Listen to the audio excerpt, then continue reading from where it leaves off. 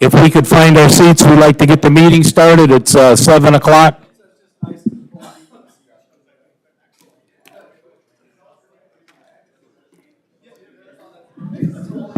I would like to call to order the Oregon City Council Committee of the Whole meeting for July 7th, 2025. The time is 7 p.m. Please join me in standing for the Pledge of Allegiance. Pledge allegiance to the flag of the United States of America and to the republic for which it stands, one nation, under God, indivisible, with liberty and justice for all. Thank you. This is a committee of the whole meeting, and attendance is not required. However, please note that all council members are present except Mr. Drake, and he's on his way. He should be here shortly.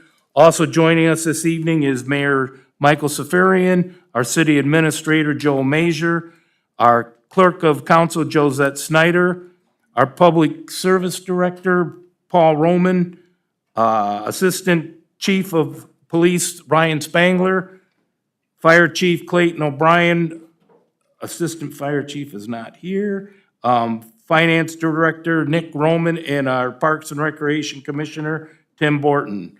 Our first order of business is persons and delegations. We have one person that is signed in.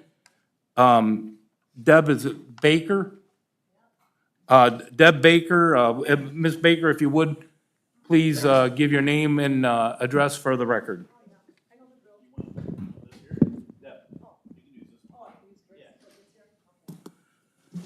Thank you. Okay. You guys know me. Anyway, We'd still Deb need your, Baker. we still Yeah, need your I know. name and address, now, please. Deb Baker, 3445 Pickle Road. I just want a couple things. I wanted to thank whoever took into consideration the two properties that I had talked about. I went by today, both of them. One of them had at least been cut a little, what they could do with that property, since I'm probably waiting for it to go to sale for the taxes. And the other one looked better.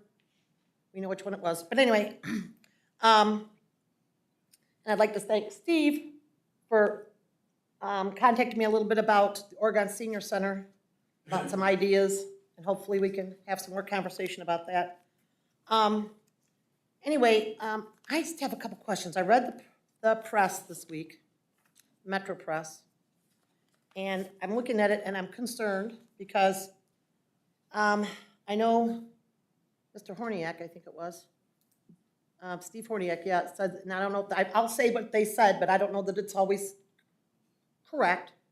Steve Horniak was one of the ones who raised concerns at a June 18th meeting, Recreations, about, you know, the late planning of the Boom Fest, which I have to totally agree. I still don't know what time it is. I don't know anything about it. I mean, I know the date finally, but I don't know much else about it. I know some of the stuff that I've read in the Metro Press today, or yesterday, about the music. I still don't know much about if there's gonna be a kids area, any of those types of things. But I did go back and do some little research today, and I was looking at Oregon, which it says a population of 20,000, which I read I don't know what the council's called that's looking over the plan for Oregon? Master plan, okay. And I think that's about pretty accurate, the 20,000 people we have here. But yet we only have a farmer's market or a food market once a month. And we have Boom Fest, which is a one-day event. And German American Festival, I don't even know if we're involved in that. Are we involved? No. In any way? Okay. So I didn't think we were. We weren't paying any money out for it, really, but, okay. I look at Rossford, population of 7,000. They have a stroll and street every week on Tuesdays. They have food vendors, kids' activities, arts and crafts, and music. They also have a balloon and fireworks festival with hot air balloons, rides, music. It's a 2-day event. Food trucks, art vendors, and 4 kids zones, which they sell tickets for apparently, which, you know, I can understand that. Looked at Northwood, 5,200 population. They don't have a lot. They have Palooza in the park on June 6th with live music, food trucks, and fireworks. And I know just built that community center, very nice community center. And it has splash pad and it has, you know, rental rooms available for the people. It's got a wonderful gym in there. We visited it. Very nice. Woodville, Ohio, population 2,000. Who would have thought? They have a 4th of July celebration, July 2nd through the 5th. It's a 4-day event with rides, races, car shows, bingo, tent, entertainment, music, beer tent, races, prizes, cash drawings, and parades. A parade. Then I said, okay, let's look at Sylvania. What is their population according to Oregon? 20,000. We're both in the same neighborhood as Sylvania. But yet they have a summer market every Tuesday. They have like a maple syrup festival, an Easter egg hunt. They have the fishing derby. They have sunset serenade, music, and centerpiece. And then it just goes on to talk about their parks in the area and all the events there and how they're ADA accessible, their playgrounds, all this other stuff. And I guess in my mind, I'm thinking, what's the matter with us? I mean, why are we not doing more? I mean, and I would like to see that. I would like to see, and don't mind me, I don't want to be critical, but that little rolling food truck, we've went to it before. It's right down the street from us. It's, to say it mildly, it's nothing.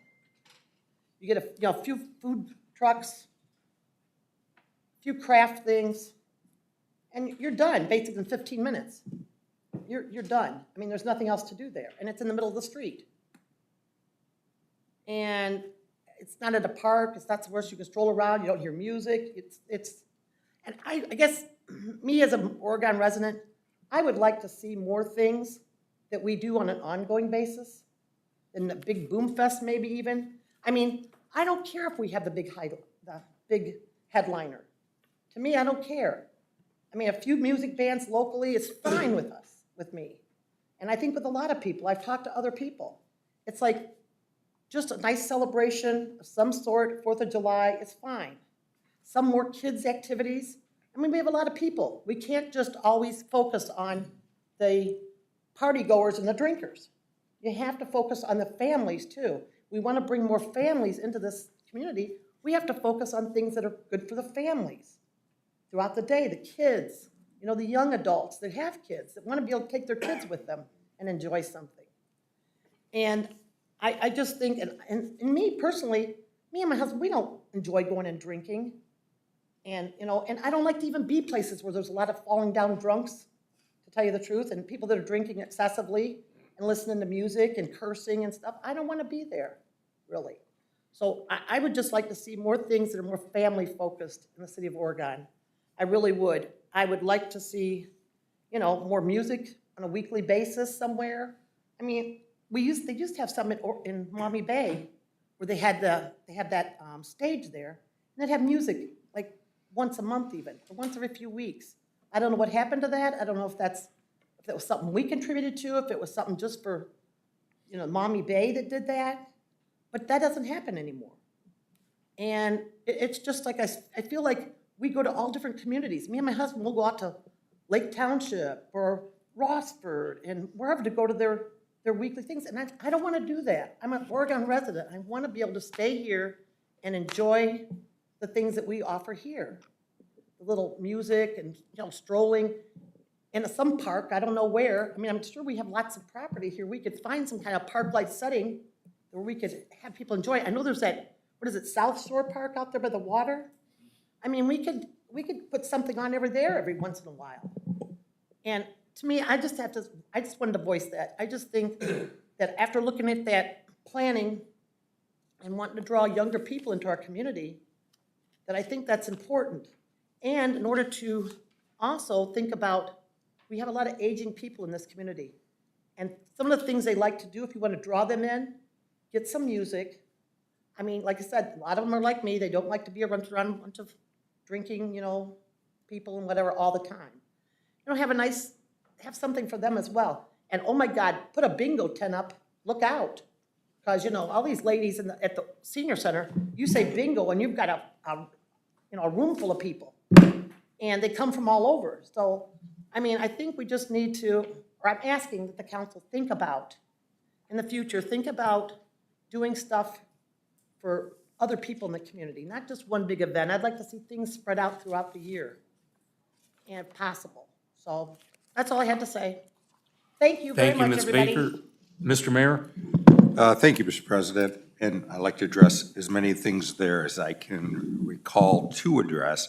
And I would start with the planning of Boomfest. I started over a year ago, and it is very well planned. Well, what I'm saying is. When you, Okay, just a second. All I'm saying is, it's not been advertised. If it has been planned and everything's been laid out, we haven't heard anything about it. ma'am, That's scary. with all due respect, I was gonna address that. Okay. We had changes because it was decided, and I respect that decision, that we wouldn't have a high-dollar headliner national act. So I went out and scouted out other acts and ultimately ended up with one. I think that turns out it'll even fit better than our original headliner. And I actually did post this, where we put it together, and it's very recent with all our acts. I posted it on Wednesday at 8 o'clock. And at this time, I got 18,496 views on people who looked at it and commented back to me. 18,000. That's almost as many as the 20,436 they claim is our population in the city of Oregon. And a lot of positive comments, anywhere, any of the people that I use to go out and try to fill this void. All of us that go around, we are constantly approached by people saying, what a great thing. So it's very difficult the way we have to get contributions without going, and council wasn't really comfortable fronting the money to have it refunded. At the current time, we have the $30,000 that the city put into this event. That's the money that the city's putting in. We had $12,000 from contributions left over from last year. So we had 42,000. What is totaled of commitments as of today was another $58,000, bringing the total to $100,000. With our sales conservatively and our income from food trucks, we are going to bring in just over $110,000 very conservatively, and we have other contributions still yet to appear. This show will cost about $83,000, $84,000, and some change depending on what we choose to add to it. And all the time, when I started to put out this post, because we didn't have a headliner to put in. Inadvertently, my personal post went out on our city website, kind of due to a mistake, and Josette and I kind of put that together, and as soon as we found out, we removed it. So all these 18,496 views that I got were on my personal site, and so that's a big number to go out. So we're trying to get it. We're trying to put our flyer together so we can post it on our site. We can take content from what I put together and get it on our site, maybe even tomorrow. But you'll probably see a number of about 10,000 people there. So it is something that is very difficult to pull off in the public sector when you're waiting for donations to come in that you can't really ask for. You just got to wait for them to come in. So under the circumstances, we pulled off a lot. I don't want to take credit all of it for myself because I had a lot of help. Kelly Wolf helps, Josette helps, Cassie helps. And I have a whole host of other people that are involved in this production that the one night to get this headliner. I didn't even go to bed that night and stayed up all night, all through the next day, just to pull that off. So when I'm trying to answer your questions. I didn't interrupt you. So as for other events we have going on, a lot of those communities you mentioned would love to have the recreation complex we have. So we have activities and people out here all the time through our pickleball court, through all our ball fields, our soccer fields, our pond and fishing events. We have the splash pad out there. So we have stuff going on. We are also in the midst of creating that town center. As you hear, the whole time, making arrangements for that, we were critiqued the whole time about what a waste of money it was for the city to invest in the city. One of the aspects of that will be a little amphitheater right there on site, where we will have daily or weekly music events where people can go to gather. So we are in the creation because we had a vision to create that. It does not happen overnight, but it is happening. It had been critiqued for saying we wasted money to invest in our industrial development because we could have been using that to fill potholes or resurface streets. The truth of the matter is we have a very good industrial base. It's based on 2 refineries. Refineries' way of doing business for our revenue stream changes every year. And it's inconsistent. We do not know from one year to the next, what that'll be. So we had to look forward in the future to develop that industrial base that supports our city.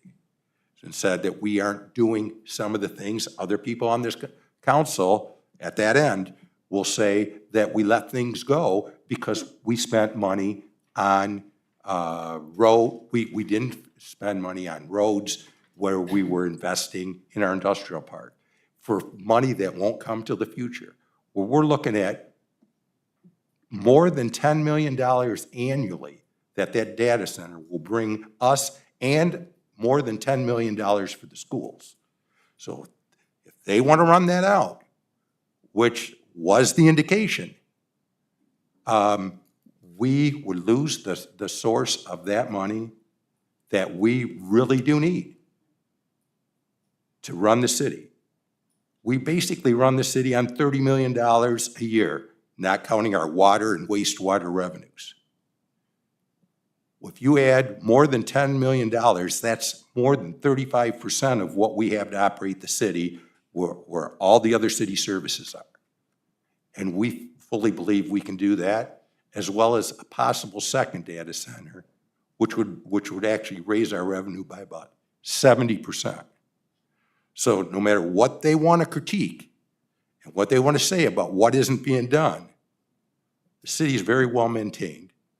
We prioritize things. We live within our budget. And you'll see that we have the opportunity to make that just explode in the next few years. Then you'll see all the options critiqued about. In that comprehensive land use plan, there was a big overwhelming support for a community center featuring like an ice arena and a multi-purpose function facility. So again, we're critiqued for bringing that up. However, we wouldn't, years ago, when I first got here, 30-some years ago, there was always a demand, people request to have an ice arena. And I had to be the one to tell people, we can't do it. It's expensive. We don't have a revenue source. We now have the vision for a revenue source to be able to not only do that, but maintain all our streets and maintain a lot of other things, unless some people drive it away. So we're right there on the edge, and I bet there's a lot of communities that love to be in our position right now. And so those things you're asking for are all real close to reality. Yeah. All right, go ahead. I didn't want to attack you about Food Fest. What I'm saying future, we may need to start planning about things that are more family-oriented. I still think that the Boom Fest that we've attended have not been family-oriented. There's a lot of stuff that's not, you can't do a lot of things when you're a young family. You can't take your kids where there's a lot of drink, you don't want to, and stuff. And when we went there, there's not a lot of activities for the kids, there really isn't, and it's in a parking lot right now, which is not a very conducive area for a, and I know that was the only thing available, I understand, but I'm saying future planning, I think it would be nice to see it somewhere in a more park-like setting, maybe something that's not so, like I said, a parking lot where, you know, you've got stuff all over and whatever. Anyway, and I'm just saying, in the future, I would like to see more things in the city of Oregon we could do, and maybe we can do them if all this stuff comes to fruition. But what I guess I'm saying is, I would like to see us focus on that somewhat in the years to come. Maybe not this year, maybe next year, start focusing on more things we can do that are family-oriented. I think that would bring more families, young people into this area, and even the older people would enjoy it more. If we could, because we have an aging community. We do have an aging community in this area. And we need to think about them too. We want to entertain them as well.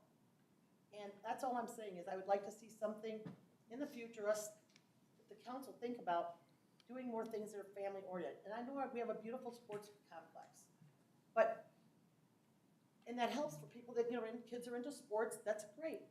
But where's the things, the fun things for the families to do together too?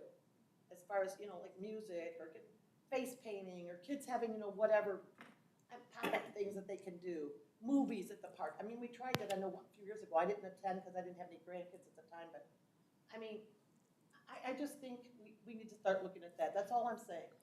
Ma'am, we have looked at all that. That is in all the future foresight plans. And we have face painting at Boom Fest. We have free kid events. A lot of people plan their vacations around when Boom Fest isn't, so that they can make Boom Fest to bring their families there. We have better attendance over there than any other place we had Boom Fest before. It's in the center of the city. It's right at the town center where we will have entertainment when it develops, which is underway right now. And so everything you said, we already have plans for the future. I'll Mr. take my President? grandkids this Thank year. you, thank you, Mayor. Mr. President? Mr. Thank Wallenzeig. you, Mr. President.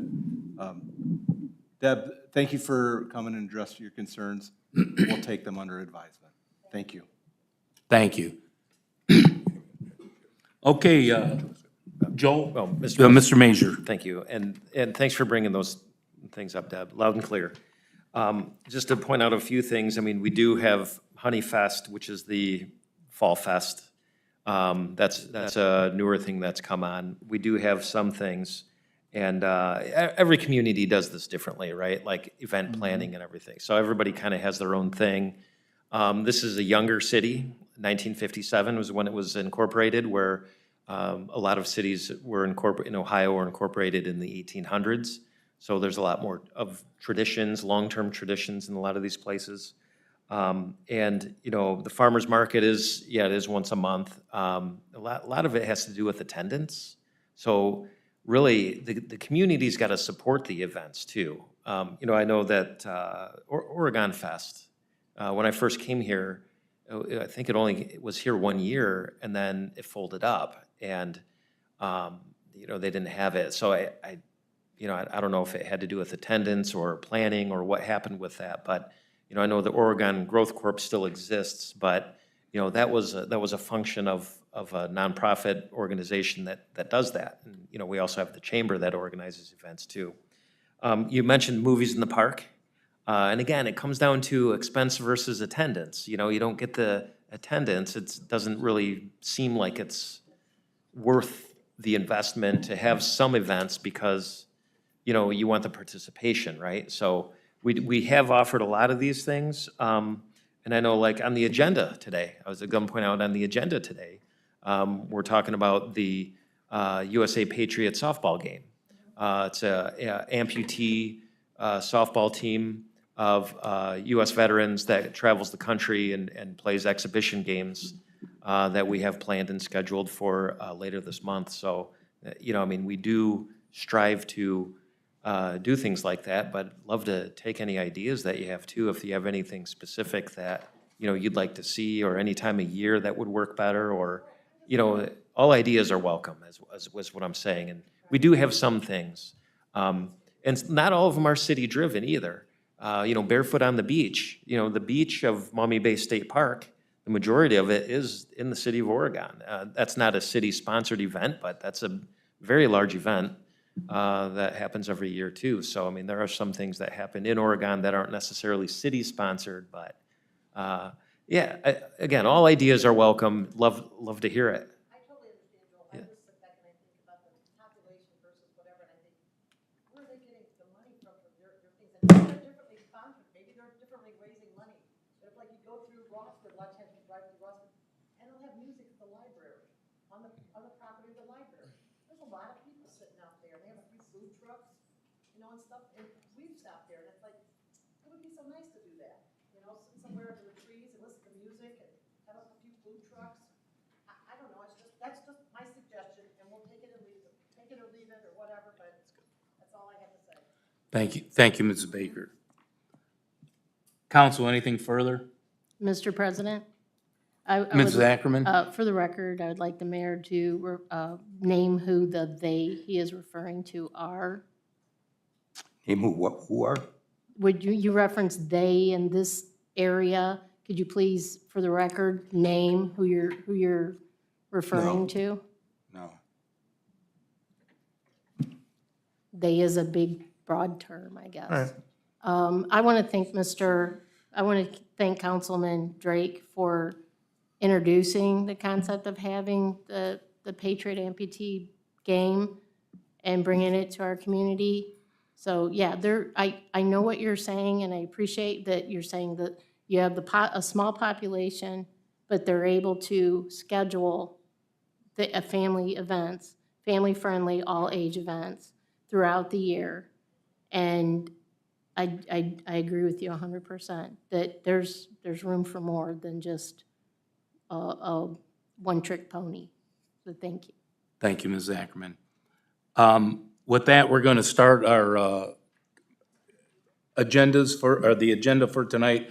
The first item on the agenda for discussion is item 115 of 2025, being presented by Mayor Safarian and Fire Chief Clayton O'Brien. Chief O'Brien. Thank you, Mr. President. This ordinance will allow us to apply for the Safety First grant application through Norfolk Southern. This application is range from anywhere between $1,000 and $15,000. We plan to submit this grant for a thermal imaging camera for the fire department. Thank you. Council, any questions? Hearing none, I will seek a motion to move item 115 of 2025 to next week's agenda. Mr. President, Yes, Mrs. Pauloff. so moved. Thank you. Mrs. Pauloff? Second. Second by Mr. Salander. We have a motion by Mrs. Pauloff, second by Mr. Salander to move item 115 to next week's agenda. Council, are there any objections? Hearing none, item 115 of 2025 is moved to next week's agenda. The next item on the agenda for discussion is item 116 of 2025, being presented by Mayor Safarian and our Finance Director, Nick Roman. Mr. Roman. Thank you, Mr. President. This ordinance would authorize us to make appropriations for the Boom Fest event. It would be adding $39,000 to be appropriated out of the fund. This is fully funded. This $39,000 additional is strictly donations and other revenues from the Boom Fest event. That would bring it to the total of $110,000 in appropriated expenses. I'm sure there are questions, so please let me know. Thank you. Council, any questions or concerns for Mr. Roman? Mr. President, Mr. Horniak. just a quick question is just to make sure I understand the math together. So we're appropriating an additional $39,000 today, which is allowing for the money and donations to be spent out for this. Correct. So if you're saying that that brings our total to $110,000, that would mean that we have $71,000 already appropriated. Correct. $30,000 from the city, $12,000 in donations, which is $42,000, Where's the other money? So the 12,000 was left over from last year, so that was brought in the fund. The other money is from donations this year, which we're currently committed about 52,000. We believe that'll get. 58,000. I believe it will get up to that 58,000.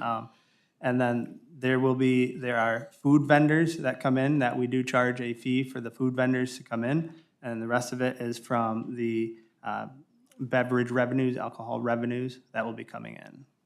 Okay, but as of right now, we've appropriated the 30,000 of city funds, the $12,000 carryover funds for 42,000. Correct. This 39,000, by my math, puts us at 81. So this is not adding any city funds. This is just allowing us to. This is allowing us to move the money to pay the bills when the bills come due. But 81,000 is not 101 or 110. So we're at 71,000 that has been appropriated currently. So 71 has been appropriated. Correct, yes, in So the the budget, and 39 then- does take us. Correct, But the yeah. city investment is still only 30,000. The rest is all through Correct. donation. Donations and then the vendor. The and carryover of the revenue. Yep, $12,000. correct. Okay, all right. And that's why I just wanted to make sure we were clarifying, because this can appear as though we are committing another 39,000, when in fact the city is only committed for 30,000. Correct. 12,000 on the carryover. This is basically setting the fund so that when the bills come, the bills can be paid, That is correct. which will be funded through the donations received. Correct. Just wanted to make sure we kind of put that all out there for you. Thank you, Mr. Roman. Thank you, Mr. President. Thank you. Thank you, Mr. Horniak.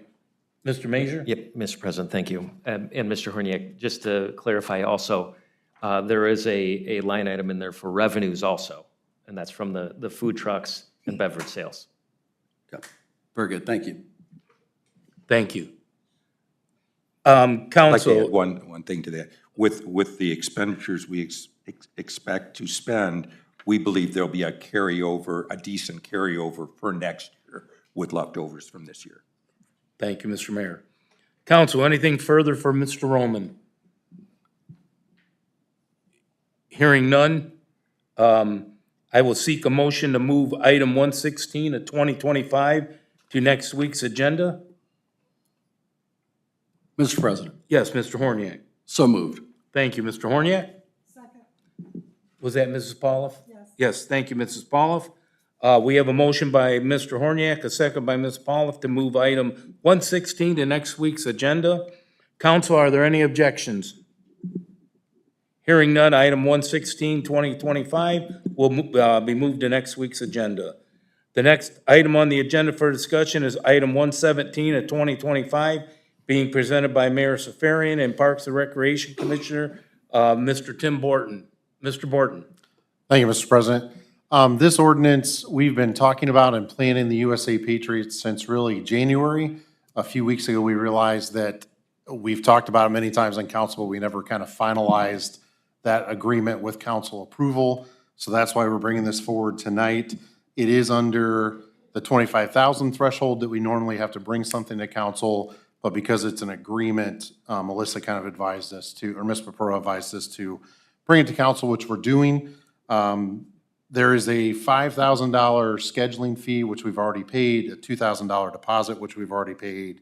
There's an additional $5,000 fee due after the softball game, because they use those funds to put on camps for kids with amputees across the country. And then we're also to provide housing and some transportation and food. The food's already been taken care of through some other donations. I do have some businesses who have donated towards the cost of the housing and the camp fee, and the total of $1,500 right now, with another one coming in. I just haven't been told the total amount of that donation, so I don't want to say that at that point in time. So we will be under $20,000 once it's all said and done, but we just wanted to bring it forward as we realized, again, it had been discussed but never formalized in council. Thank you, Mr. Borton. Council, Mr. President, Mr. Drake. Mr. Borton, I just want to let you know, I got a call today from one of the coaches. I think he's actually the head coach. He's out of North Dakota, not that that matters. And I know they have special balls for the Wounded Warriors with their logo, and he just was curious, and sorry I was late. I came from the Cleveland Clinic, waited an hour and a half for my doctor, so that's why I apologize, I'm late. And he was gonna bring 3 dozen balls, but I told him I was gonna check with you for sponsors if there's gonna be more, because I know foul balls, whoever gets them, it's tough to get them back.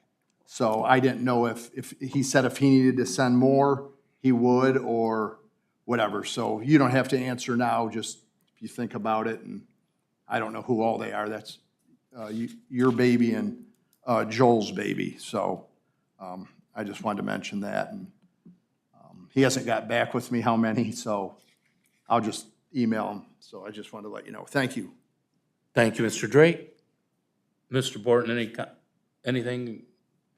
Council, anything further? Mr. President, Mrs. Pauloff? first of all, this is a really great event. I know a lot of people that look forward to it. But what I don't see is there any money that's appropriated from the city for this event? Mr. Chairman, there's no additional money need appropriated. This is coming out of our rec budget, so the 52255, which is our rec programs and supplies. So we don't need to appropriate any other money. That money's in our normal operating budget. Oh, okay, thank you. Thank you, Mrs. Pauloff. Mr. Mayor? I was just gonna say, so all the funds, all in all, we pull it off for about $20,000. Thank you, Mr. Mayor. Mr. Horniak? Thank you, Mr. President. I just want to bring this out, and I had the opportunity very briefly to speak to Mr. Borton earlier, just before we were getting going. Because as I was reading through this, and I know we've been talking about having the USA Patriots come to play, and I thought, it's a nice event, it's a great thing, it's a great cause, great activity. Reading through the contract, I was a little surprised as to the amount of investment. With the donations and everything to that, and as we talked about, the cost would be about $20,000 to do this. And I have no challenge to issuing that money, but these are things, Mrs. Baker, I wanted to just identify as well to your comments. These are other events that the city does. These are things that we sponsor, we put into. When I looked at that and I saw the 2 and the 5 right away, I asked Mr. Borton, well, wait a minute, how much is this gonna cost us when this is all said and done? This one activity and event will cost $20,000 for the softball game. Goes to a great cause, goes to help a lot of great folks. I hope it's well attended. I hope a lot of people, open their pocketbooks, because it is a fantastic organization that does some wonderful things, but these are costs. So we've heard a lot lately about, well, we're doing this, but we didn't fix a road. We're doing this and we didn't do that. Where there's this, there's that. There's always priorities in the city. And we talk about this every budget cycle, and budget cycle will be coming up, God, before we know it already. 3 months down the road, we'll be digging into budgets, and those are the opportunities for everybody that sits up here to listen to the folks around Oregon that tells us this is what we'd like to see. This is what our priorities as a city are.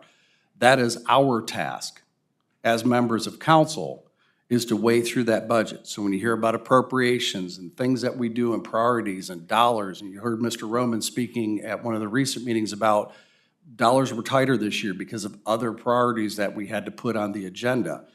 These are the types of things. So while a softball game may not be everybody's personal choice for this is what I'd like to go out and do tonight, it is another event or activity that the city puts on. So again, that's roughly $20,000 by the time we put our contributions in, by the time we pay for travel, everything else that goes with it. We will have some donations to offset, just like we've got some sponsors that step up for Boomfest. We have some sponsors that will step up and help for this. But again, this is not a free event. This is not, they're just coming out to play an exhibition game. We're paying them to come play the exhibition game. Those funds go not only to the travel for the players, but it also goes to support their camps and activities. And if you read through the information in the contracts, it talks about, they're sponsoring surgeries and doing other things. There's other things that they do for veterans especially throughout that. But again, these are the things that we try to put forward as a city that are a little different, are a little bit unique. We feel there's benefit not only inside our community, but outside of our community, and hopefully it'll be well attended.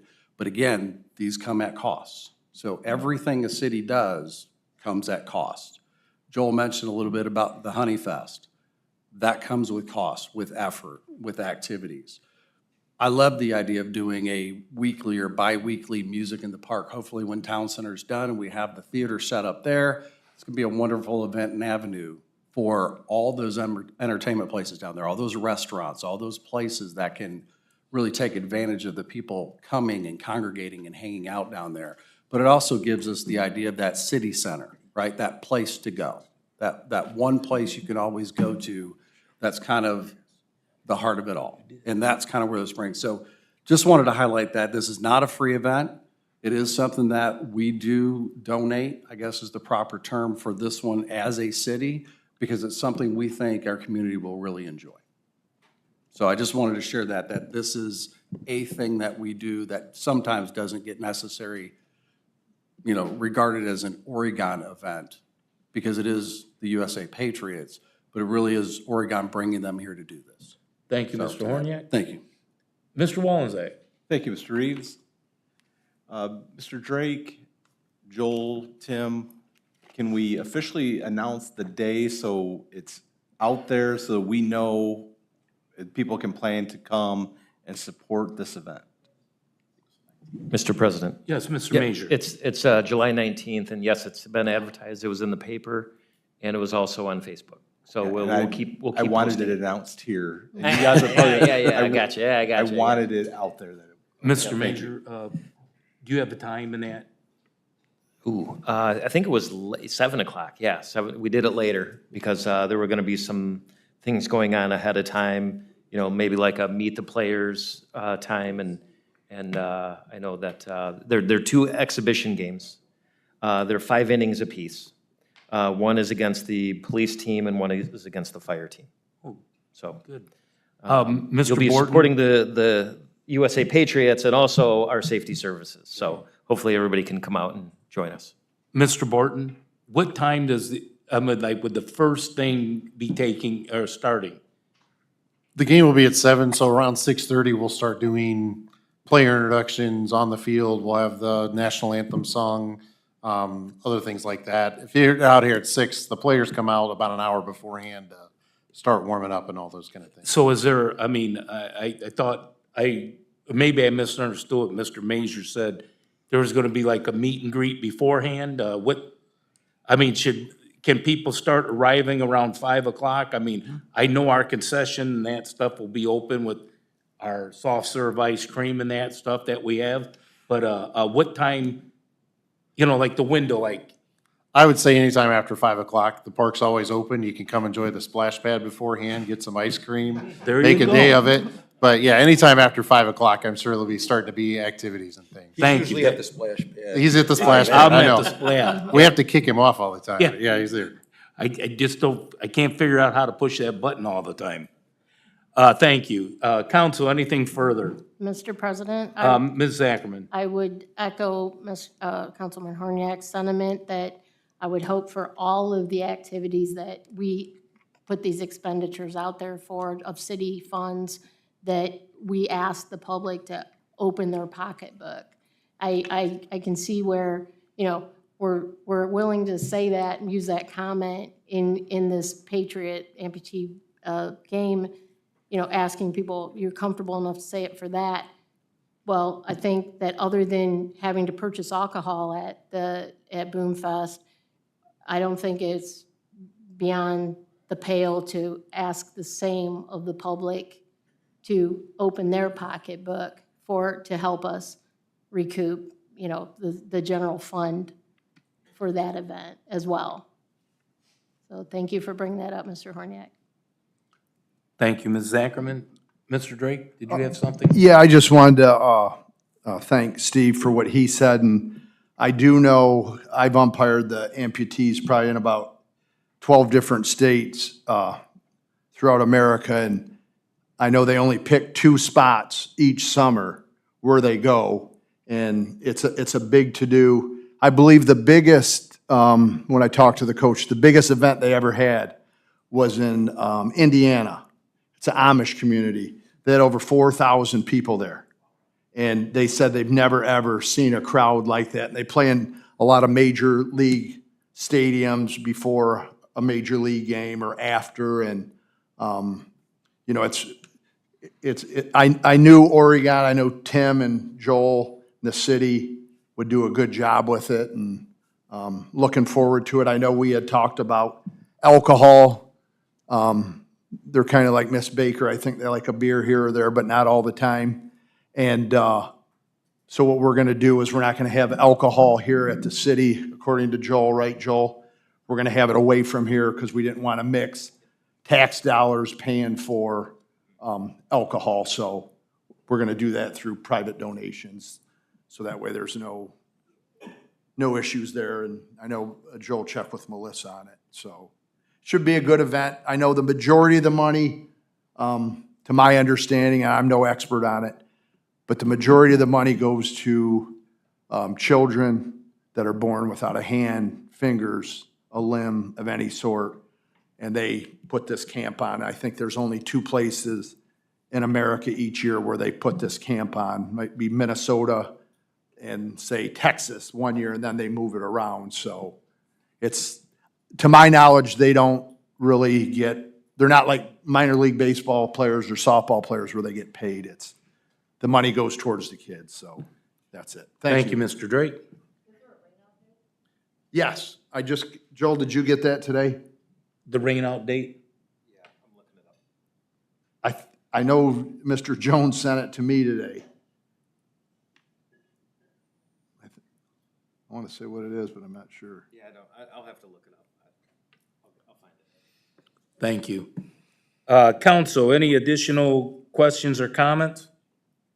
Hearing none, I will seek a motion to move item 117 of 2025 to next week's agenda.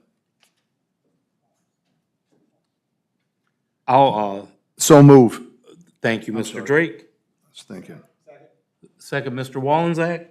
We have a motion by Mr. Drake, a second by Mr. Wallensack to move item 117 of 2025 to next week's agenda. Council, are there any objections? Hearing none. Item 117 of 2025 is moved to next week's agenda. With all the items on the agenda being considered, we will now move on to the mayor's report. Just one thing, the headlining group, Monsters of Yacht Rock, I don't know if you guys are aware of, is a kind of a popular crave now that is exploding. And in our area, we'll be the first in this Toledo market that's had a yacht rock concert. And my personal link, if you go to the Boomfest advertisement, at the bottom of the link, you can click on it and it'll have the Monsters of Yacht, a demo video, which I think you'll find the songs very appealing. So it's all the most popular songs of the eras, and that's what they play, and people really take to it. I think it could be the biggest Boomfest we've ever had. That's my report. Thank you, Mr. President, or Mr. Mayor. Thank you. I was given my report too. Listen, Mr. Major. Thank you, Mr. President. I got a few items, so I'll try to run through them pretty quick. The banner program, the banners, submittals that we've received, this is with our connection with the Vietnam Veterans of America. We took submittals to have veteran banners made. We still have room for more, so we got the first batch in production right now. I don't have a date exactly when they'll be delivered, but they're in production, and we're still taking more submittals. So if anybody has a loved one that they want to honor that's a veteran, you can call into the office, and all we need is a picture, a name, a rank, an era of conflict, and branch of service. So that's what I had about the banner program. Did you have something? No, I would say, were you bring up that last meeting? Yeah. Oh, Yep. I wanted to make council aware that we did have we've had complaints about some of the Airbnbs. It's the same area where there were complaints before. I just wanted to put it on everybody's radar that this is, I expect that we may see more maybe visitors into city council meetings to talk about Airbnbs at some point in the near future. So on the next item, I wanted to do a quick follow-up to what was brought up at the last meeting with the Oregon Jerusalem Historical Society. There were some comments made about the demolition project of the former St. Mark's Church. And looking into it, I did follow up with both parties, the Historical Society and the gentleman that was here speaking. And, I still have not gotten confirmation of whether or not the parties would like to meet at this point, but I think I've done everything I can to try to bridge that conversation. Also, we were informed that there is a signed contract to date. Nobody from the Historical Society, the city, or the foundation, or anybody else has a copy of said contract. I do have there was a statement made that there was a conversation with the contractor and a termination of that contract. My understanding is that a follow-up letter was sent, and the contractor did get certified mail with a termination of the contract, a letter. However, in speaking with him, he said that he was advised not to sign anything that came from the Historical Society. It was wound up returned, but it is a notice, and they refused to sign, so it was notice. I do have a copy of that. I just wanted to clarify that. At this point, I think from our end, again, the city's involvement is minimal. We're just trying to help the Historical Society out and complete a project using grant funds. So we did meet today with the OEDF, the Historical Society, and the Land Bank to go over the status of the project. Right now, we're assisting with reviewing the invoices.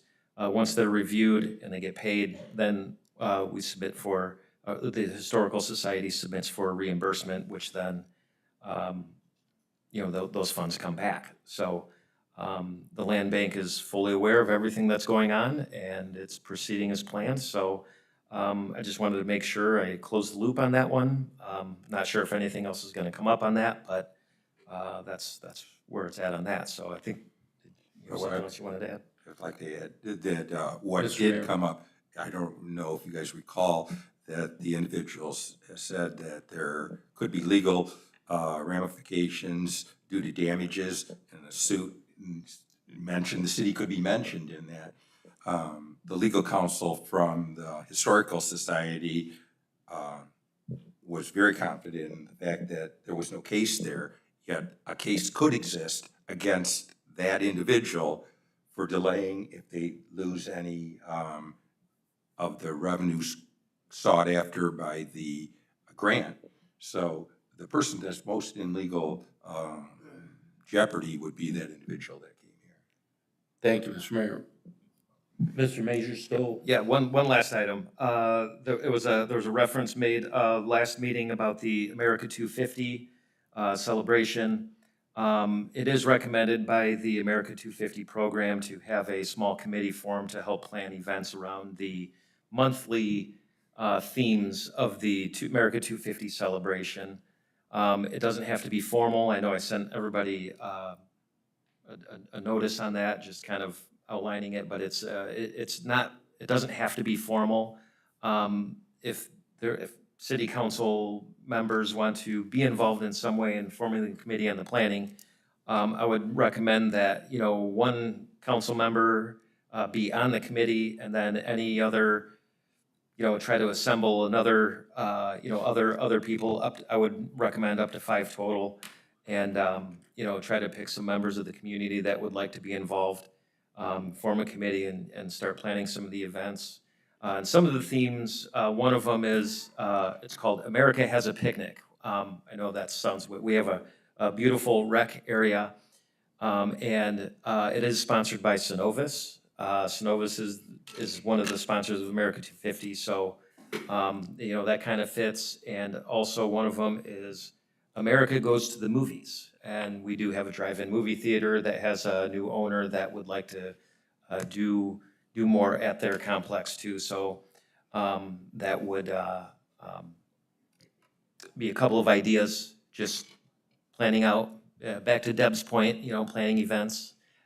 This is a great way to, you know, plan around some events. I think that would be a good one for next year. So I don't know how anybody wants to handle that, but, you know, give it some thought. And I'm hoping we can form something here pretty quick so we can start planning around it, because we'll blink our eyes and we'll be into next year. The last thing I wanted to mention was that there was a notice, and this is a required notice. I know a lot of people saw this on Facebook, but it came from the Toledo Blade. The Blade ran a 3-sentence article about the Olive Garden project on the corner of Isaac Streets and Var. That's a required notice, so the Blade picked up on it, and that's what they reported out on. That was it's a required public notice because that is a public meeting. The overlay district has an architectural design review committee that meets to review the designs of all the buildings that are built in the town center area. So we advertised a public meeting, and that's how all of that came out. So I just wanted to let everybody know that that wasn't a formal announcement on behalf of the city. That was just a required announcement that we had to make for the public meeting, which we did meet with them today and reviewed the plans, and they meet all the criteria for the overlay district. So, you know, hopefully we get plans from them and we review them, and seems like they're very eager to start construction on that building as well. So with that, thank you, Mr. President, for allowing me so much time and so many topics. Thank you, Mr. Major. Mr. Roman. Thank you, Mr. President. I have a couple items. Starting next Monday, we are planning a closure on Lynn Road for a water line replacement project. This is between Seaman and Navarre. It's really for 11 days, and probably the bulk of the work is actually a boring under the railroad tracks. So we do have a detour set up mainly for the trucks, Cedar Point to North Curtis to Navarre, but that'll be for 11 days. And then I'm also working with a consultant, working out a scope of services for the Quay Road storm sewer replacement project, which is also flood relief for the Ardmore subdivision, which is a budgeted item. I'm close to getting the scope of services for tonight's council meeting, but we did make some changes and they did send it back revised. So I was hoping that I could bring that in next week if that's acceptable to council. So that's it. Thank you, Mr. Roman. Mr. Horniak. Nothing for my standing committee. I have a follow-up question for Mr. Major, if I could. So Joel, in order to form that committee, what steps have to be taken? Is it literally just we have to identify what the makeup of that committee is, and then we would appoint, I'm assuming, mayor, council, maybe 1, 2, 3 other members of the committee? And is that a council appointment? Is that a mayoral appointment? How do those that serve on the committee, how does that come about? And the reason I ask that is because I have been the chairman of the Oregon Growth Corporation for going on almost 10 years. I haven't been to a single meeting. So as the chair of the things, even going back to when they had a parade and a festival, there was never much of a committee organized with that. And I know up to a couple of months ago, they were talking, we're gonna get Oregon Fest going again. And I'm like, nobody's called me about it. So does that operate under that committee? Do we in fact have a committee already, or do we need to create a new one? So I'm just asking, what does that look like for us to create that committee? Mr. President and Mr. Horniak. it's literally so informal that they don't care. They just recommend having that committee and forming something up. They recommend having 5 people on it, just to make So it doesn't have to whole- be a formal committee, doesn't have to be organized or structured. It literally is just a group of people working on an event. Correct, All right. yeah. Fair enough. And just to the other comment, I am part of the Architectural Design Review Committee, which met this morning. And I already had a phone call today, so let the internet warm up and get started. And what was printed in the Toledo Blade, because I'm sure it will get a lot of attention and interest. So, and with that, I conclude. Thank you, Mr. President. Thank you, Mr. Horniak. Mrs. Pauloff? Thank you, Mr. President. Nothing from my standing committee, but I would be remiss not to mention Winter Wonder Lights. That is a 100% resident-involved activity that goes from the beginning of November to the week before Christmas. And the rec took it over for me because I worked with Yvonne Patentoma when she was with the chamber, and we tried to get the businesses involved with it. But the businesses weren't really into decorating, excuse me. But they have done so much to contribute to the Winter Wonder Lights. And it takes no committee. It takes absolutely $0 of taxpayer money. And it's all due to the generous contributions of our business community. That's why it is so incredibly important to have that link between the city and the businesses that really do move this city along. They really do a great job with helping with whatever they can. Tim, Hank, Jeanette, Christmas time is awesome in Oregon because of them, and the community just, it keeps getting bigger and bigger every year and well-attended, and a lot of people get excited about it. So I think that was really important to mention that it could be done. Just pick up a shovel and start digging. That's literally what you have to do. If you want to see something in the city, take that step and do it. So, I mean, that's how you get things done. So that's it. Thank you. Thank you, Mrs. Pauloff. Mr. Walnenzak? Thank you, Mr. President. I have no report this evening. Thank you, Mr. Walnenzak. Mrs. Ackerman? Mr. President, to answer Mr. Horniak on the America 250 Ohio site, it says that how it works, each America 250 Ohio community should designate 1 to 2 individuals from your governmental organization plus 1 member from a local civic, nonprofit, or corporate organization to serve as liaisons with the America 250 Ohio staff. Once the entity becomes an America 250 Ohio community, which we already are, thank you, Mr. Major, you are encouraged to create a committee involving individuals that represent the different aspects of the community. So, yeah, I think we have some leeway with that, but I do think that after being on this website, and I encourage everybody to go to America250-ohio.org, and you can see all of the cities across Ohio that already have a lot of activities planned for next year. So especially when we're going to actually acknowledge the 4th of July next year, being it's on a Saturday, I think we need to get that firmed up.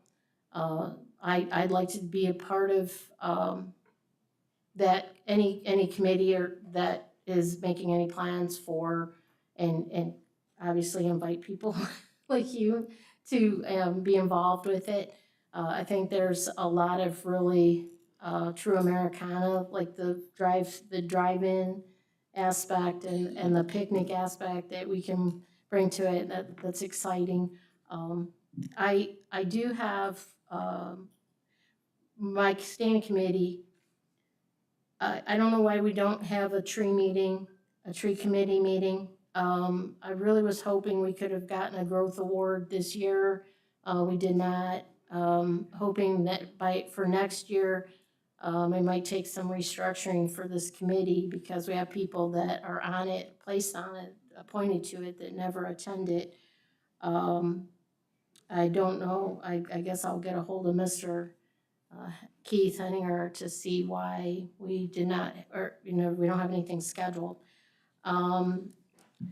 There's some areas, a lot of citizens, as you all receive on council, complaints about intersections, the roads, I've had several people, the Dollar General on Woodville, there's a ditch with Phragmite and cattails that's obstructing at an intersection, and, we all are getting those things. Stadium and Cedar Point, accidents. I don't know, I'm getting a lot of concern about that. People say drag racing on Cedar Point, et cetera. I do have a concern, and I was hoping to have received an email that I told was forthcoming, but the city owns some property on Bayshore, on the lake at the end of Ashcroft, between Grange and Ashcroft, that has become a sore spot out there in that area, in that neighborhood. The city's apparently owned it since the 80s, and there's been construction, and I don't know, this is like something that's fallen through, I don't know, so many cracks of so many administrations. I had to go back and find out what mayor was even in charge back then. But I don't know, we really have some serious issues with properties owned in the city that have been on the books for decades and decades that are being mismanaged. People are doing things on them without proper permitting, that there's a confusion about who owns them, who has access to them. So I'm really hoping we can address some of these serious matters. I instead of just, the fluffy stuff. But I just had one more comment I'd like to make when it comes to events, major city events. I wish that the city would have to put on rummage sales and have fundraiser after fundraiser to try to have the money to put on whatever it is that they want to do for entertainment purposes. I look at the senior center, I see this outdated, the decor and everything, it's outdated. And I see these people struggling to keep services for our seniors, and I don't understand why, but yet we spend meeting after meeting and hours talking about elevator music concerts, and I don't understand that. And I think our priorities are so screwed up. I mean, it's like, if it's not safety should have been prioritized. It hasn't been. Roads haven't been prioritized. Our seniors haven't been prioritized. And this has gone on for years and years. I don't know what it takes, but I think people need to wake up and get things in the proper order. I really think we're missing the ball here, and anyone can criticize me all they want for feeling the way they do. I'm proud of the fact that we finally have gotten this council to a place where citizens can come and address this collective body of our administration and council. And I think this city really needs a wake-up call. We really have got to get our priorities in order. And you can criticize me all you want for that, because I won't lose any sleep over it. But thank you, I just wanted to share that. Thank you, Ms. Ackerman. Mr. Major? Yep, thank you, Mr. President. I can address the Ashcroft thing. As you know, we were texting over the weekend on some of the issues. So, yeah, there's hasn't been an email yet because as we discussed, the property owners there's a dispute it's a neighbor dispute is what it is. I'm calling it what it is. It's a neighbor dispute, and it's a little bit messy because we're still looking at, and I'll have to ask Mr. Roman, I know Mr. Shrake has a copy of an Army Corps permit from the 1980s. And what we're in the process of doing is checking to make sure that that Army Corps permit is valid, because the homeowner that lives there is the one that actually constructed it prior to the city owning it. Are we sure So- about that? We're, Because he's been amending it since the city's been owning it, and and when you read so, the permit says he has a right to maintain it. So on city property? that's what we're checking into. So once we find out more answers, we'll be able to schedule a meeting and start discussing how to handle that situation. But you're right, it's a legacy issue. The original plat from 1918 still exists as it did back then, other than you have a few parcels that were combined. But that original plat with some of the access easements that were But the marina in was place. non-existent at that time. I mean, that's a relatively new in the history of it.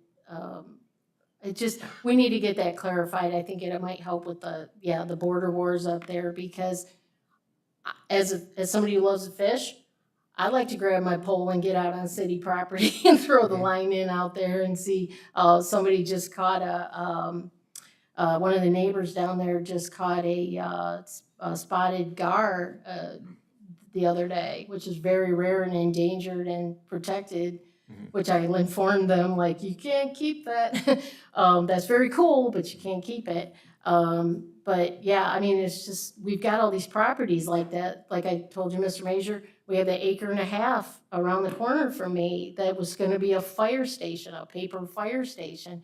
Well, it lost ground due to the expansion of Route 2, and then it's just sitting there with not getting us any tax dollars.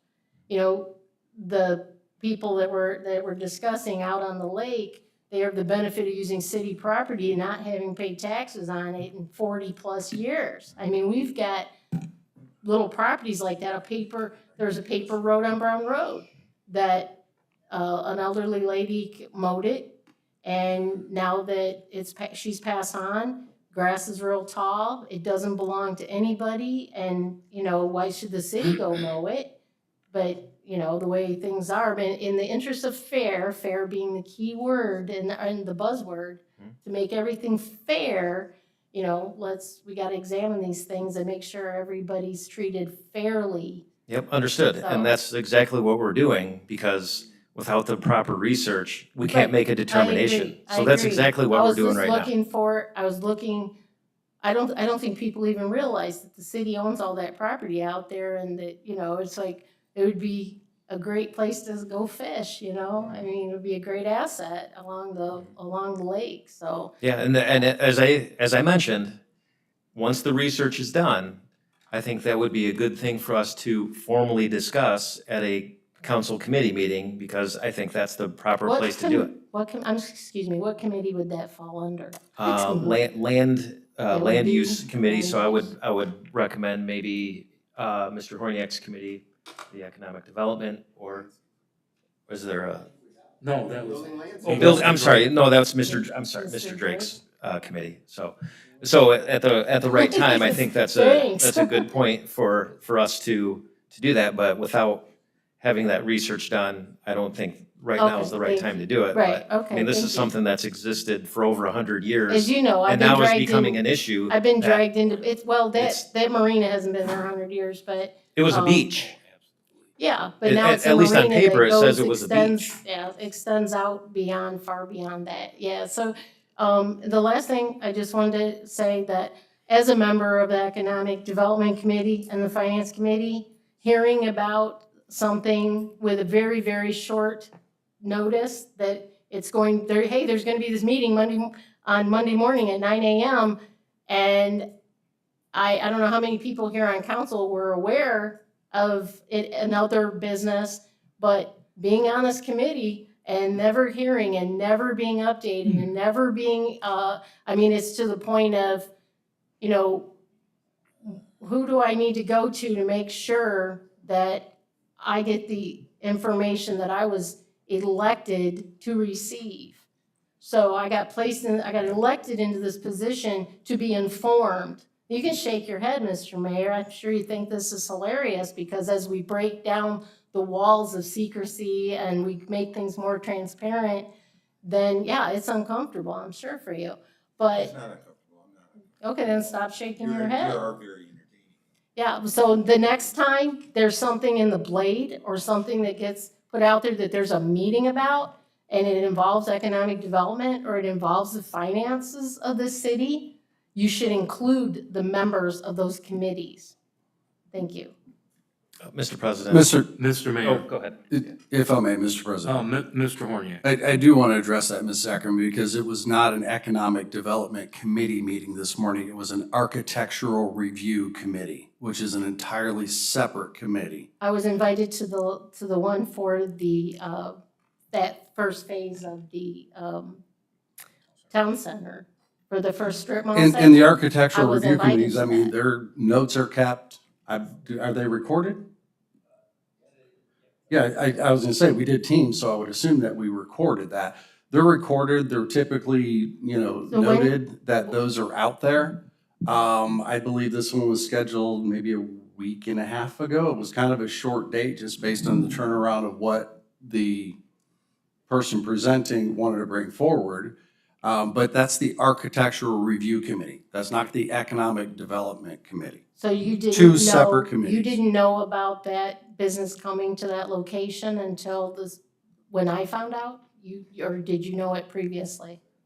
I knew about it when somebody called and said we need to schedule an Architectural Review Committee meeting. But it wasn't, And had gotten, here's the dates that I'm available and times, and we scheduled that accordingly. The public notice of that is not my requirement. no, I wasn't saying it falls strictly on you. It's just, and I think other members would agree, that we are intentionally kept in the dark about some things with this city. Well, I'm gonna take a little offense to that, because from my point of view and from my seat, you're not kept in the dark of it. I was made aware of it to ask on my schedule. I said, this is when I'm available. This is when the meeting was set. So being a member of an economic development committee or a finance committee gives you what, a title to something that is non-existent? When does that happen? Yeah, I mean, when do the members of those committees become enlightened about these things going on in the city? We have to, you made the comment to me one time, I guess you can make a public record request if you want to know what's happening in your own city that you got an elected seat on council for. I still, that kind of, I have to make a public record request for that? No, I don't remember the reference to that whatsoever. But as far as the committees, if there is an Economic Development Committee meeting, which I chair, we announce that here. We set the date and the time here. If there's a Finance Committee meeting, which I believe Mr. Wolenczak is still chairing, that's announced here in an open meeting for the record, date, time. It's put into the notices that are sent out. We're reminded of it the week before as we get our agendas and information. Architectural Review has no set meeting timeframe because we don't know when a project's going to come or not going to come, or when somebody's going to need that to be done. And there are multiple phases that go on because there's also, there's the site review, I'll say zoning review, and all that takes place. The Architectural Review is basically aesthetics, if you will, fit into what that looks like, which I think there's a committee of 5 individuals, one being an architect and, building and zoning. Mr. Mazur sits on that, and then Mr. Roman does as well, and then whoever is presenting. So I think there were 4 or 5 individuals today that were on the call to add information to that. But there's no secrecy to it. They're made out there. The Blade had it. Yeah, so no one knew that at any particular business, no one knows until the Blade puts it out there that it's gonna be a meeting. You said you knew about over a week and a half ago. I'm still trying to figure out the need to know basis, and at what point when you're an elected official, do you get to find out when the rest of the public finds out, or do you actually get to be informed by your administration that what is happening in your city? Well, I guess, and I'll kind I'm of not end with saying this. that I you, guess that's my the- advice, Ms. Ackerman, would be, there are meetings that go on in this city that I'm not made aware of. But if I want to be made aware of them, I let those people know that I want to be made aware of them.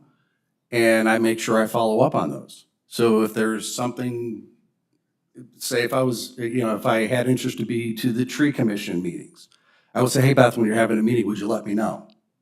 I would try to make sure I would inject myself into that because there are meetings that are scheduled at the city all day, every day, all times, evenings, mornings. There's lots of them. I don't know about every one of them. I don't want to know about every one of them. I have enough Oh. meetings in my professional life. I don't need to add to more meetings just to have more meetings. But when the Architectural Review Committee meets, it's typically done in about a week turnaround, give or take. It's a, hey, we've got somebody that wants to come in that present for approval. There is an official motion made, there is a second, there is a vote that's taken on whether we accept what they've presented or whether there's any change that needs to be done. But that is a public meeting. Anybody and everybody is welcome. What the announcement criteria is for that, I don't know that off the top of my head. But anything that I want to be kept in the loop on, I inject myself into that to make sure that I am kept in the loop on those things. And that's the active part I take in that. Instead of waiting for somebody to tell me what's going on, I try to stay involved in that. So that would be my advice. I guess I was wrong to assume, and it was always wrong to assume, as we know, that you would be informed. I have to ask the right questions, and as you said, interject myself into everything. I guess I'm going to become a bigger pain and nag to find out what I need to know, because waiting for it to come my direction does not work at all. So, I mean, Mr. Major, you do inform me of some things, you do inform me of some things, you more than anybody. But I would say overall, feel left in the dark about a lot of things. So, and it's like just finding out, like, the city has, property up on the lake, stuff like that. It's like, you have to stumble into it or get dragged into it or whatever. It's not gonna come to you. I have to dig. So, thank you. Thank you for clarifying that. Thank you, Mr. Mrs. President, Major. I do have one comment, if I may. Was it Mr. Major? I think it was really clear by Mr. Denman, the developer for the town center in the very beginning, that he does not do the announcements and does not want the city to do the announcements of the tenants. I think we've done a very good job of keeping things under wraps to honor that. Though it may not be explicitly written in that contract with the developer. We've always tried to have that trust with them, so they can trust us with certain sensitive information so that it doesn't, an announcement isn't made that the tenant, the tenants don't want the city making announcements for them. Olive Garden, for instance, was warned. You said it, I didn't. Was warned, I know. Was warned, they were explicitly told, hey, this is gonna be a public document, are you sure you wanna submit it this way? And they submitted it the way that they did, and that's why the name was brought out. So it wasn't, that's why I wanted to make it clear that this wasn't a formal announcement of the city, but it was just a required public notice for us to send out, and the Blade just happened to pick it up. So, if you saw the article. I'll catch the Blade, I if the- guess, if I if want to the- know what's going on. In this particular instance, and every case is different, but in the economic development world, businesses like discretion, as we talk about over and over again. But it's in this particular case, and a lot of these are case by case, but in this one specifically, they were okay with submitting what they submitted and having it be part of the public record. So that's how it got out the way it did. And it wasn't the city making a formal announcement, it was just a public notice. That's all it was. I want to make that clear for anybody that's listening and any other developers out there that we're just doing what we have to. It wasn't meant to be an announcement from the city on behalf of the tenant or the developer. So that's why it rolled out the way it did. And yeah, it's and I've said this before, and Jim knows this in the back here, and others that are on the steering committee, in the economic development world, you know, like I said, the companies like to maneuver, so to speak, with discretion without any, you know, without it being, you know, announced of what they're doing for a variety of reasons. It could be competitors, it could be, you know, they're seeking acquisition of land or something, you know, there could be some reason why, and there are a lot of reasons why. It would make our lives a lot easier if we could just publicly announce all of these things, but without that trust, and without building that trust with business entities, you have a hard time doing economic development in the city. Just saying, that's the best practice in the economic development world. So that's all I have, Mr. President. Thank you. Thank you, Mr. Major. Ms. Zachman, you finished? No, you didn't say you were done yet. I mean, I like your phrasing to me is always, yeah, question. Yes, I'm finished, thank you. Mr. Salander. Thank you, Mr. President. Nothing from my standing committee. I just have a couple questions.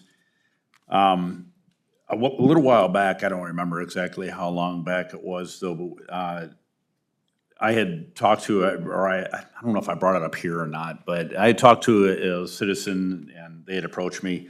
They approached me again, and I was just up regarding a hearing impaired child sign being on Lallendorf.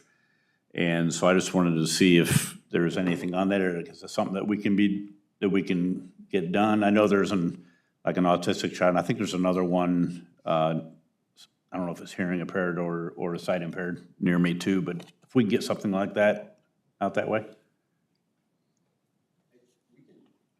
Mr. Roman? And I don't know if the laws have changed with that, but we can check that to Okay. see what all would be applicable for that. Yeah, because they had mentioned, I think it was the one that also I saw that was saying about drag racing down the road, so it might have been, maybe it was a different one, but anyway, it was on Lallendorf. I'll get the address for you, and we can follow up on that, so.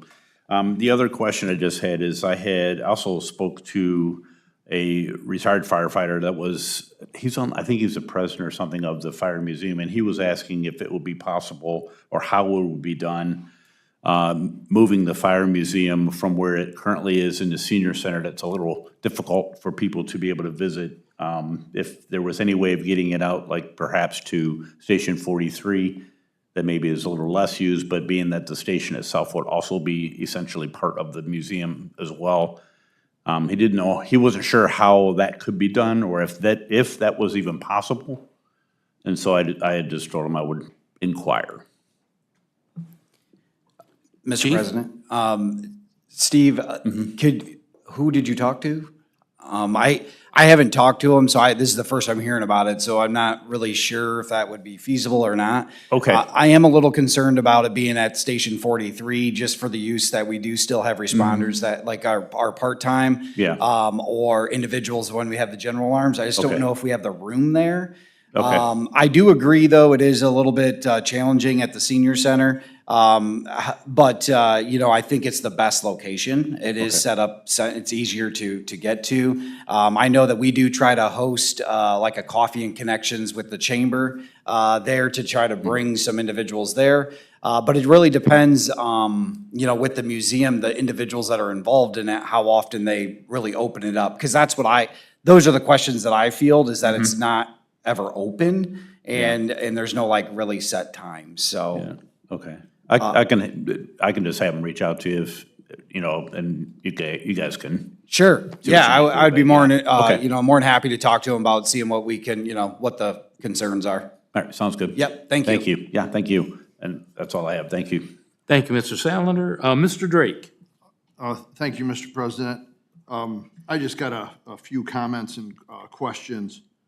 That committee that was for the 20-year outlet or whatever, I spoke with a couple people that were on that, and, you know, they felt like, you know, they said what they had to say, but in the end, I don't know who facilitated it all. I was told, you know, some members showed up, some only came to 1 or 2 meetings, which is fine, things happen, but they just basically made it sound like it was kind of a ramrod, that, you know, whoever was all on, I don't know who all was on it, that they felt like, you know, what they had to add, there wasn't a whole lot taking it serious on what they said. So that's that part. I just wanted to mention that. I know it was brought up earlier. Another thing, I know the rib-off has been, I walked in when Ms. Baker was talking, and I apologize for being late. I know the rib-off for weeks in the Toledo Blade has been advertising the rib-off for a long time. And I did notice it says credit cards only. I know Cedar Point offers that too. And hopefully that's something at Monster Fest or whatever it's gonna be, might take that in consideration.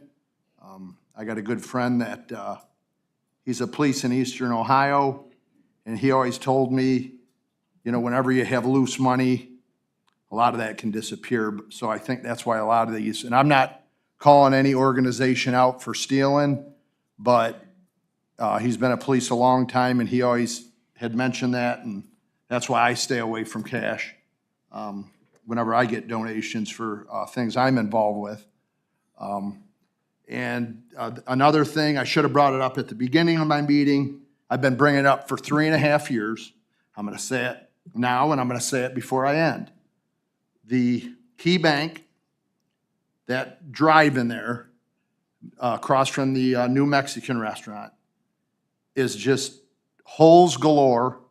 I drive by there all the time. There's a lot of elderly people that live in the apartments in wheelchairs. And one of these days, heaven forbid, I hope it never happens, somebody's gonna fall or go into one of them landmines or whatever you wanna call it, and dip in there and fall, and who knows what's gonna happen. So, like I said before, we've made homeowners cut their grass. Hang on, I'll wait. All right, we've had homeowners have to cut their grass and enforce things. Why aren't we doing it to businesses?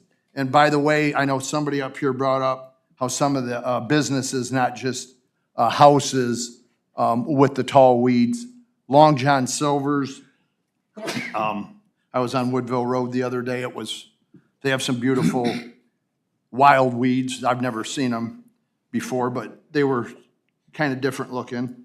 And also with the senior center, I know they've had issues out there. I was there when they had the open house, and you know, it's very nice, and hopefully they're having their funding. I didn't get it too detailed with all this and that, and I'm gonna find out a little bit more. I've heard about fire issues with stuff packed up, pack rat, and then they throw it away, and then a month later, I don't know all the details on that.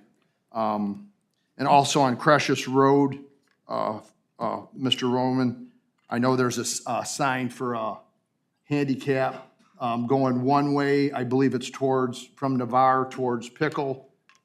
They have a sign up. I believe it might be a blind kid, but then heading towards Navarre from Pickle, there is no sign. So I don't know if, you know, if whoever the person is still there, or, you know, maybe add, I don't know why you'd have it one direction but not the other, but maybe somebody stole it, I'm not sure. But other than that, let's see. Hopefully, like I said, they take in consideration for the card readers. I think that's important, especially when you're dealing with, when the government's running something. I think it's a good safety net for, to not deal with cash, because cash can cause some problems, and a lot of people know that. That's all I have. Thank you. Thank you, Mr. Drake. Mr. President. Mr. Major. If I may. I think, Paul, Mr. Drake, you were talking about the steering committee. Whoever individual you were speaking to about that, yeah, it's correct that there were a lot of participation from people that showed up every single meeting, and then there were some that didn't, that showed up to one and didn't show up at all anymore. You know, the committee was selected, and you know, we did our best to get everybody to attend. As for the feeling of their voices not being heard, that's the first I've heard of it, but, you know, if they want to reach out, I mean, they certainly can to the OHM. That's the first I've heard of it, so hopefully they say something and we can address it. As for the, I think the key bank area you're talking about is the parking lot where, in front of the Holiday Inn, is that correct? Yeah. Holiday Express. Yep. So, yep, and that, where that is right now is for the first time, as far as I know, it's going to court. So we did put nuisance orders on them on this. It is filed in court, I believe, as of last week.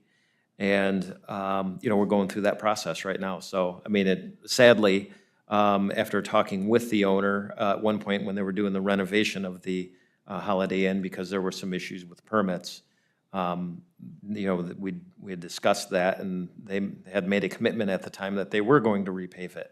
I believe that they will repave it, but, you know, sometimes you have to be a little heavy-handed to hold them to it.